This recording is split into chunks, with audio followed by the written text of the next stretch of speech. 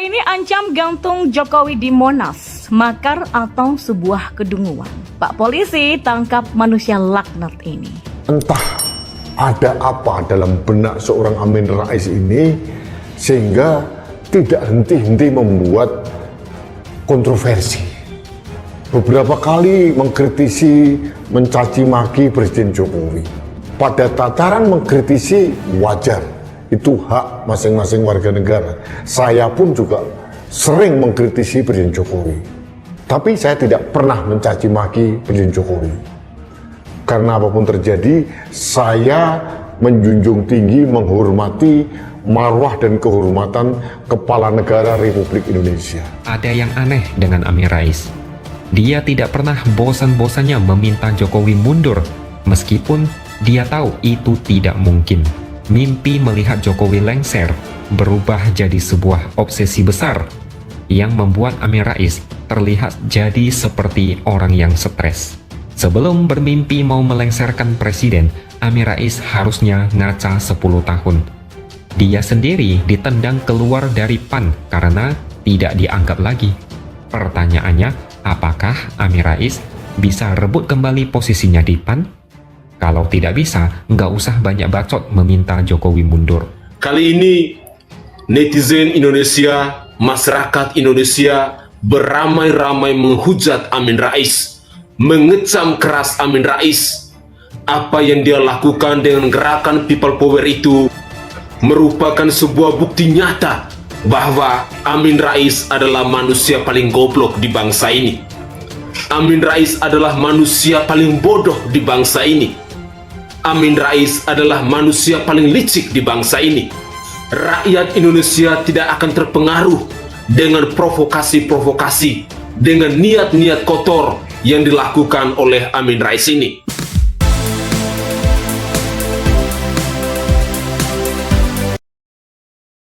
Halo semuanya, selamat datang di TPX Channel. Bagaimana kabar teman-teman semua? Saya berharap teman-teman semua yang ada di rumah ataupun yang ada di luar rumah bersama keluarga tentunya dalam keadaan yang sehat. Amin. Oke, video kali ini terkait dari ancaman gantung Jokowi di Monas. Dua pria biadab pendukung Anies ini langsung ditangkap. Seperti yang ada di gambar ini. Video ini saya ambil dari salah satu channel besar, yaitu channel Politik Nusantara. Dengan judul dari video tersebut adalah biadab dalam tanda seru, sesumbar akan gantung Jokowi di Monas, dua pria pendukung Anies ditangkap. Oke, bagaimana isi lengkap dari video ini? Nanti bagi teman-teman yang ingin menonton video originalnya, nanti saya sertakan di kolom deskripsi.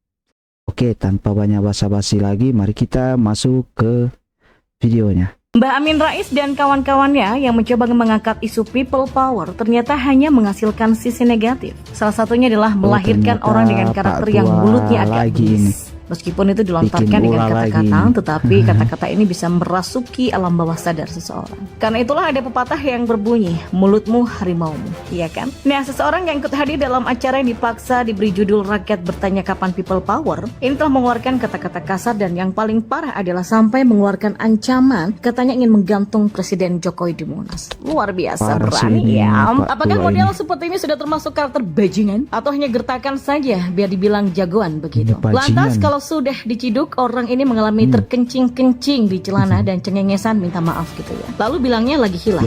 Jika sudah diciduk, apakah Mbah Amin Rais dan kawan-kawannya atau para pentolan barisan sakit hati itu akan pasang badan membela orang ini? Atau justru diam saja cari aman? Dulu di tahun 2019 atau masa Pilpres 2019 di bulan Mei, ada seseorang dengan inisial HS telah menjadi tersangka karena merekam dirinya dan mengancam membunuh Jokowi. Namun karena waktu itu Presiden Jokowi juga adalah calon presiden untuk periode berikutnya, maka pasal yang dikenakan juga agak ngaret. Karena calon presiden juga bisa dikategorikan sebagai warga negara biasa. Jadi nggak bisa dibilang percobaan makar. Jadi ada dua pasal yang akan digunakan waktu itu, yaitu pasal 104 dan pasal 336. Dan akhirnya saya dengar-dengar nih bahwa pasal yang digunakan menjerat tersangka adalah pasal 336 ayat 1 KUHP dan penjara 2 tahun 8 bulan. Nah, kalau saat ini Presiden Jokowi bukan lagi calon presiden, tapi memang masih menjabat sebagai Presiden Republik Indonesia, maka dengan demikian pasal 336 itu tidak digunakan untuk menjerat si pengancam ini kan? Maka bisa jadi akan digunakan pasal 104 yang bunyinya begini. Makar dengan maksud untuk membunuh atau merampas kemerdekaan atau meniadakan kemampuan presiden atau wakil presiden memerintah diancam dengan pidana mati atau pidana penjara seumur hidup atau pidana penjara sementara paling lama 20 tahun. Pasal ini tentu saja sangat berat jika saja memenuhi unsur. Nah, apakah ini akan digunakan atau ada pasal lain yang bisa meringankan orang yang dungu ini karena terang-terangan mengancam presiden? Ya kita tunggu aja ya. Tapi biasanya sih akan dilakukan secara psikologis dan mungkin tidak masuk ranah makar karena orang-orang dungu ini juga sulit untuk melakukan makar, apalagi hanya menggunakan kata-kata. Ini hanyalah efek dari serangan politik yang dilancarkan oleh para barisan sakit hati. Para barisan sakit hati ini sulit menemukan formula yang tepat untuk bisa menggulingkan kekuasaan yang memang didukung rakyat. Jokowi jadi presiden karena memang didukung oleh rakyat. Bayangkan ada 80% yang puas dengan kinerja Jokowi. Jadi bagaimana tuh ceritanya rakyat bertanya kapan people power? Rakyat yang mana dulu? Palingan rakyat yang segelintir orang itu yang nggak pernah puas dengan banyaknya kekayaan melimpah yang sudah dikuasainya, atau rakyat yang memang hanya digunakan sebagai tameng yang berteriak-teriak agar tampak kayak rakyat beneran, padahal rakyat yang 0,% aja. Sebagaimana jumlah kader partai umat yang elektabilitasnya hanya 0, dan sepertinya partai itu akan tenggelam ya. Jadi entah bagaimana lagi caranya agar rakyat Indonesia yang 0,% ini bisa cerdas, nggak ikut-ikutan dengan cara-cara Mbah Amin Rais. Entah bagaimana lagi caranya agar rakyat yang 0, sekian persen ini bisa melihat panggung politik di negeri ini dengan cara yang santai dan smart. Kalau sudah cerdas, maka bisa bijak dalam menyikapi perbedaan politik. Bahkan kalau udah cerdas, sikap dewasa di alam berpolitik akan semakin nampak. Nggak main ancam-ancam muluk, nggak bermulut besar dan mengandalkan emosi yang merasuk jagoan, tapi orang yang cerdas berpolitik akan meramu kreativitas untuk membangun kepentingan bangsa atau bersama. Tapi saya yakin rakyat yang 0, dan tidak mau cerdas ini akan tergerus sendiri karena peta politik ini sudah agak berubah dan pandangan mayoritas masyarakat sudah mulai berkembang cerdas. Bahkan udah banyak rakyat yang 80% ini melihat politik secara tidak kaku atau tidak melihatnya sebagai pertarungan antara malaikat dan iblis, tapi memahami bahwa politik itu paling seru kalau dibahas bersama sambil minum kopi. Mantap kan? Kayak slogannya si Bang Denny, serupu. Apalagi kalau membahas Pancasila tuh. Kenapa Undang-Undang Dasar 45 ini disusun sedemikian rupa dan kenapa Indonesia memilih menjadi negara republik? Apa sih itu republik? Dan apa sih itu Bhinneka Tunggal Ika? Dari mana semua ini? Ya, apakah semua bahasan ini bisa mengatasi masalah token listrik yang suka bunyi-bunyi di akhir bulan? Atau apakah bisa menyelesaikan masalah minyak goreng dan telur yang harganya kadang naik kadang turun? Sementara kalau udah naik enggak mau turun, kayak orang yang sudah di zona nyaman enggak mau turun-turun gitu. Ya, semua bahasan itu pasti sangat seru karena hierarkinya ini sangat panjang dan luas. Spektrumnya juga bisa saling mengikat dan memacu pikiran terus bekerja, dan ya semoga saja mayoritas bangsa ini benar-benar cerdas karena sering terlatih berpikir, dan berharap juga rakyat 0, sekian persen itu juga ikutan cerdas, jadi amanlah negara ini.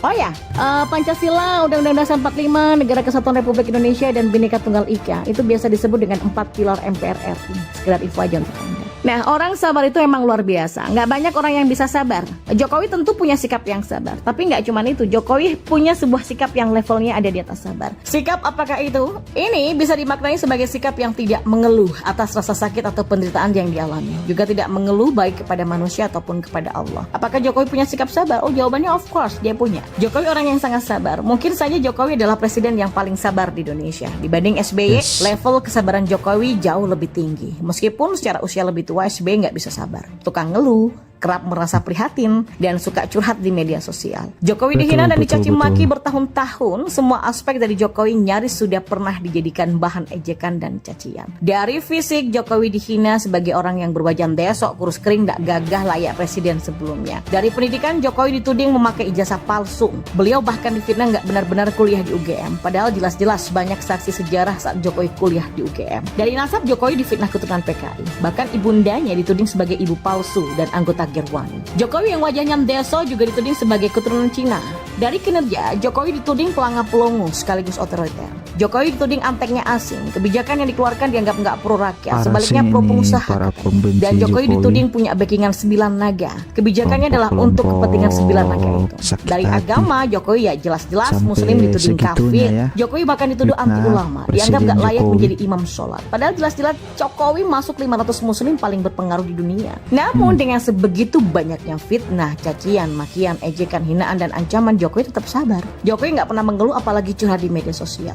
Jokowi nggak play victim juga. Jokowi tetap seperti biasa, nggak berubah sedikit pun. Nggak cuma sabar, Jokowi juga punya sifat yang levelnya di atas sabar ya. Sikap tersebut dalam Islam disebut dengan halim atau hilim. Hilim itu diartikan tidak mengeluarkan amarah dengan menghukum, padahal dia mampu melakukannya. Jokowi punya sifat hilim. Sebagai presiden, Jokowi punya kemampuan untuk menghukum orang-orang yang menghinanya. Pasalnya sudah jelas.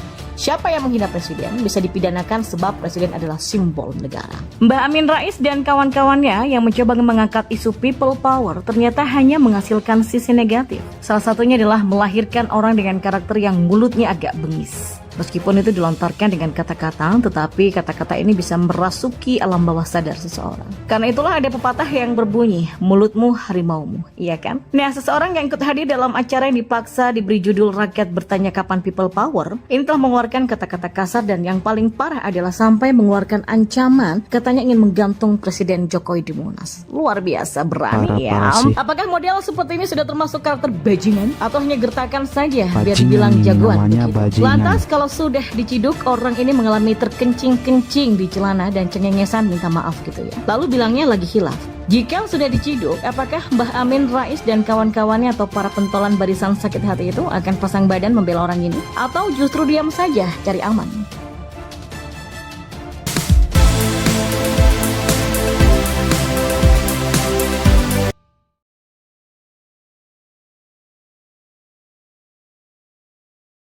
Ya, oke, itulah video kita kali ini.